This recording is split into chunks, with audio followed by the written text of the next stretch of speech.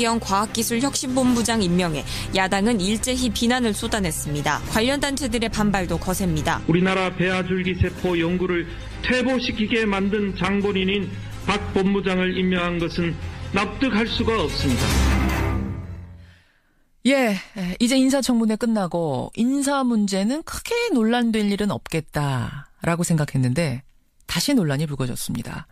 새 정부에서 신설된 과학기술정보통신부의 과학기술혁신본부장이라는 자리인데요. 이 자리에 과거 황우석 사태에 연루돼서 공직에서 물러났던 적이 있는 박기영 순천대 교수가 임명이 되면서 지금 과학계가 들썩들썩 하고 있는 겁니다. 어제 과학계 인사 229명이 실명으로 긴급 성명을 냈고요. 박기영 본부장의 임명 처리를 요구하고 나섰습니다. 자, 이 가운데 한 분을 직접 만나보죠. 황우석 사태 당시에 앞장서서 황 교수와 맞섰던 분, 같은 과의 교수기도 했죠. 지금은 서울대 수의과학대 학장입니다. 우희종 교수 연결이 돼 있습니다. 우희종 학장님, 안녕하세요. 예, 안녕하세요. 먼저 과학기술혁신본부장이라는 자리, 이게 어떤 자리입니까? 네, 이게 이 노무현 정부 때 있었던 자리인데 이게 폐지됐었거든요. 예. 근데 이번에 이제 새 정부 출범하면서 부활한 자리인데요. 우리나라의 모든 과학기술 정책을 총괄한다고 생각하시면 됩니다. 모든 과학기술 정책을 총괄? 네, 이 범부처의 그 연구 개발을 모두 통괄하는 자리로서 한 연간 한 22조 정도의 예. 그 연구개발 예산을 심의하고 조정하고 또 그 연구개발의 그 예비 타당성 조사까지도 다 가지고 있는 과학의 총 지도자 위치라고 해야 될 수 있죠. 사실은 이게 정부 예산을 얼마나 집행하고 그걸 배분할 수 있느냐가 그 부처에 굉장히 큰 힘이 되는 건데 여기는 20조 원을 집행할 수 있을 정도, 배분할 수 있을 정도의 권한을 가진 자리다. 네네. 큰 자리네요. 이게 그러니까 중요한 자리니까, 큰 자리니까 과학계로서는 도움을 받고 또 뭐 지지를 해야 되고 이런 게 이뤄야지만 이게 자연스러운 분위기일 텐데. 그렇죠. 지금 분위기는 박기영 교수 안 된다. 우 교수님은 심지어 미쳤다라는 표현까지 쓰시면서 반대를 하셨더라고요. 네네. 왜 그렇습니까? 예, 뭐 정말 예상하지 못했던 그러한 임명인데요. 왜냐하면 이 박기영 교수와 그 과거 황우석 사태와의 관계는 잘 알려져 있습니다. 어허. 어떻게 말하면 황우석 그 당시 그 사태의 주역 중에 한 사람이죠. 주역 중에 한 사람. 그러니까 그 당시 황우석 교수의 일이야 뚜렷하게 다들 기억하고 계시겠지만 박기영 교수가 어떤 역할을 했는지까지는 잘들 기억 못하실 거예요. 주역이라고까지 말씀하실 정도 역할을 그 교수가 했습니까?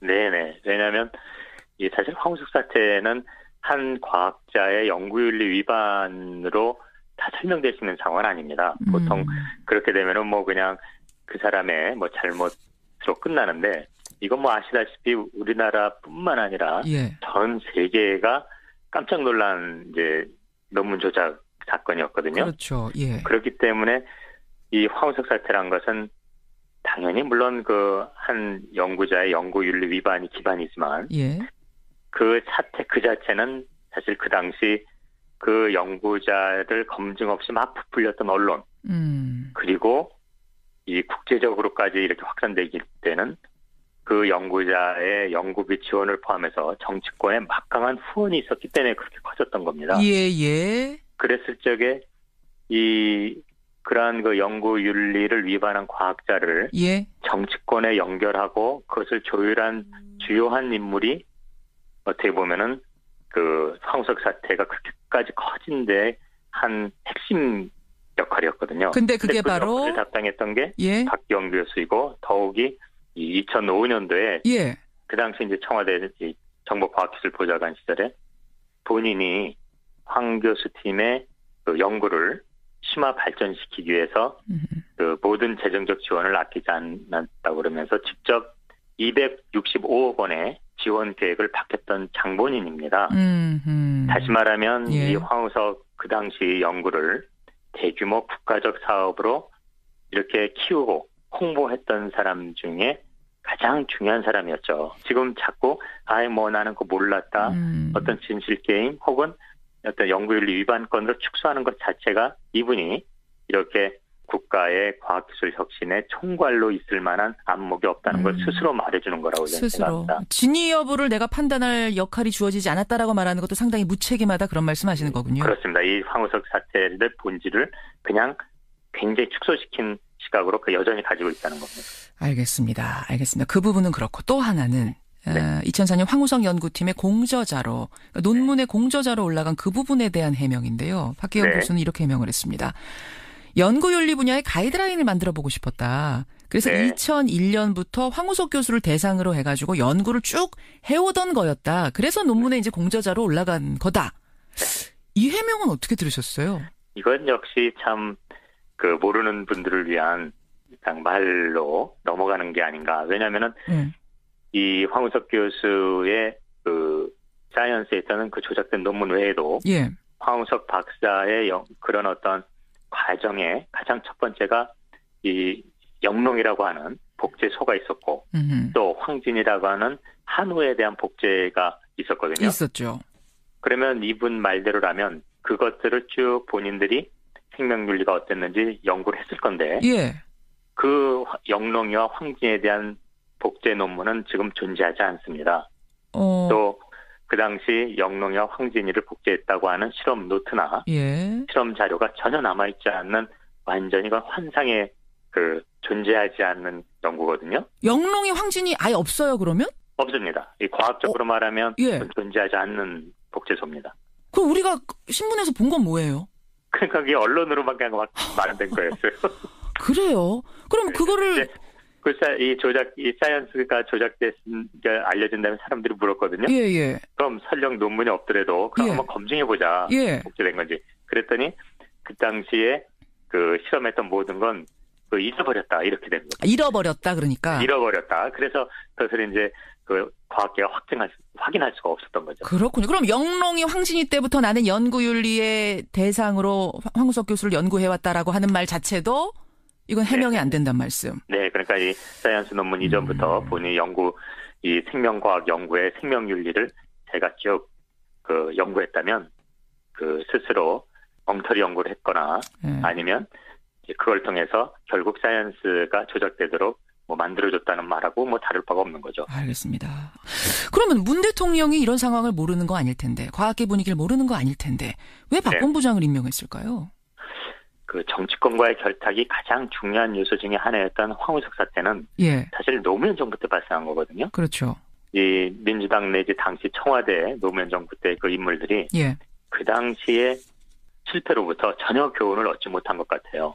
그렇기 때문에 여전히 이 박기영 씨가 굉장히 유능하다 이렇게 생각하고 있는 게 아닐까 생각하는 거죠. 유능하다고 오해하고 있는 것 같다. 여전히 그런 말씀. 아마 이 정치권의 이야기가 중심이었지 과학계 이야기를 수렴한 것 같지는 않습니다. 그래요. 이번 사태가 되면서 이제 많이 서로 이제 연락을 하고 있는데 전혀 그런 과정이 없었던 것 같아요. 혹시 박기영 본부장이 혁신을 잘 해낼 거다, 개혁을 잘 해낼 거라는 어떤 믿음이 있었을 가능성은 정말 없었겠습니까? 어떻게 보면 이 자리는 우리나라의 향후 과학기술의 혁신을 만들어내야 된다는 건데 과학의 이 건강한 발전 및 그리고 그것에 근간한 혁신이란 건 가장 중요한 게 튼튼한 연구 윤리입니다. 그게 돼야 이제 그 안에서부터 제대로 된 혁신이 나오는 거지. 지금 말하는 청와대가 박기영 씨와 같은 분을 바탕으로 과학기술을 혁신한다는 게 완전 사상누각이죠. 사상누각? 단순하니 성과 위주의 과학 연구라든지 어떤 그런 지원이 어떤 결과를 빚었는지는 황우석 사태가 아주 생생하게 증명하고 있거든요. 알겠습니다. 당시의 교훈을 이렇게 무시하고 혁신이 가능할 거라는 건 정말 환상이죠. 정말 환상, 정말 사상누각이다 이런 말씀. 어쨌든 임명권자의 권한이니까 임명을 강요할 수 있겠지만 이 박 교수가 앞으로 추진해야 될 이런 일에 대한 과학계의 지지와 협력은 아마 지극히 제한될 겁니다. 특히 이런 식의 어떤 상황이 그대로 정권이 밀어붙인다면 지금 많은 젊은 과학자들이 정치선에 그냥 눈도장만 찍으면 그야말로 20조 이상의 이런 예산을 가지고 한나라의 과학을 방향을 좌지우지할 수 있는 입장이 그냥 되는 거구나.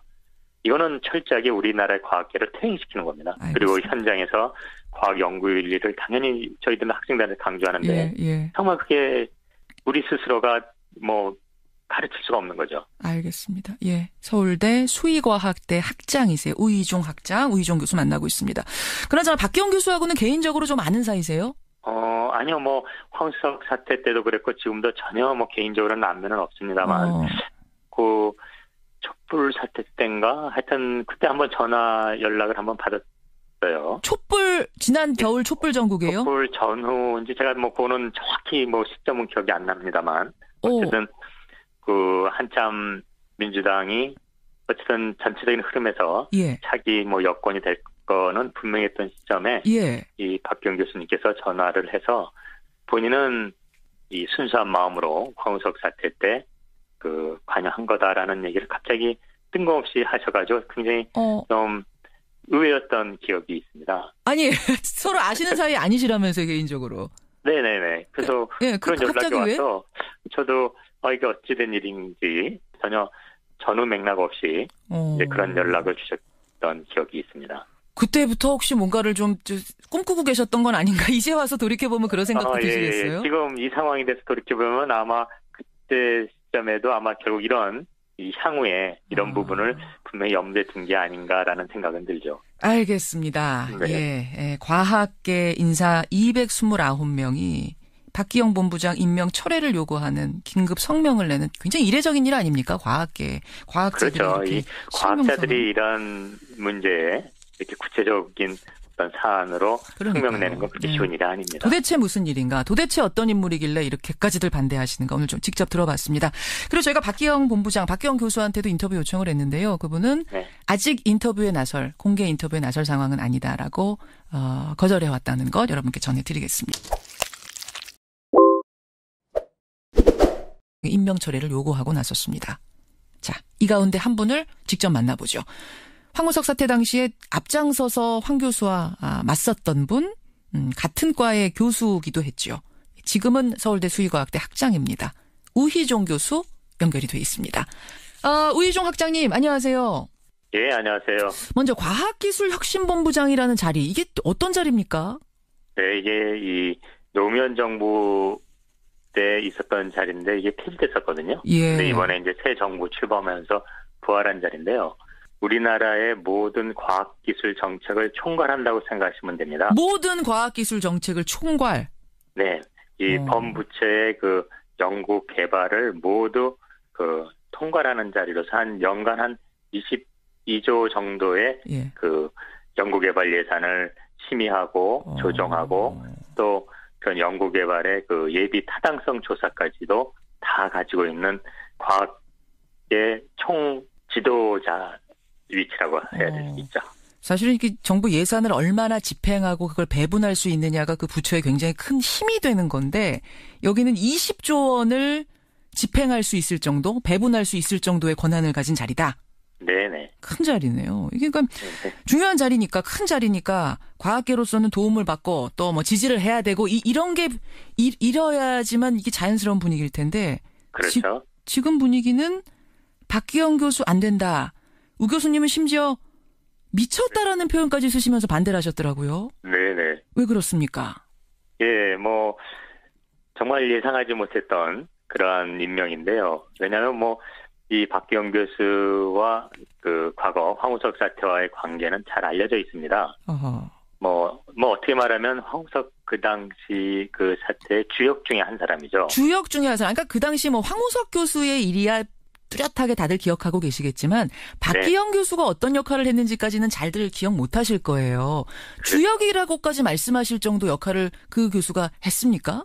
네네. 왜냐하면 사실 황우석 사태는 한 과학자의 연구윤리 위반으로 다 설명될 수 있는 상황은 아닙니다. 보통 그렇게 되면은 뭐 그냥 그 사람의 뭐 잘못으로 끝나는데 이건 뭐 아시다시피 우리나라뿐만 아니라 전 세계가 깜짝 놀란 이제 논문 조작 사건이었거든요. 그렇죠.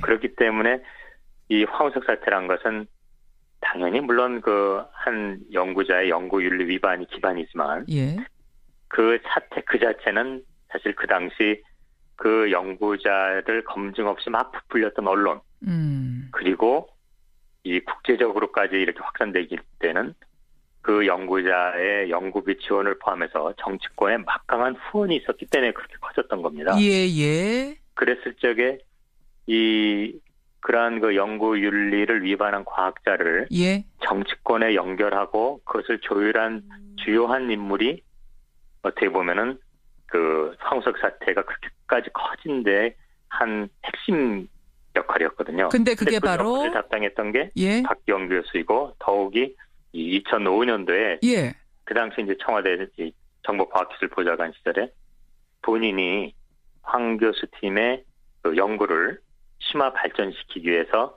그 모든 재정적 지원을 아끼지 않았다고 그러면서 직접 265억 원의 지원 계획을 밝혔다.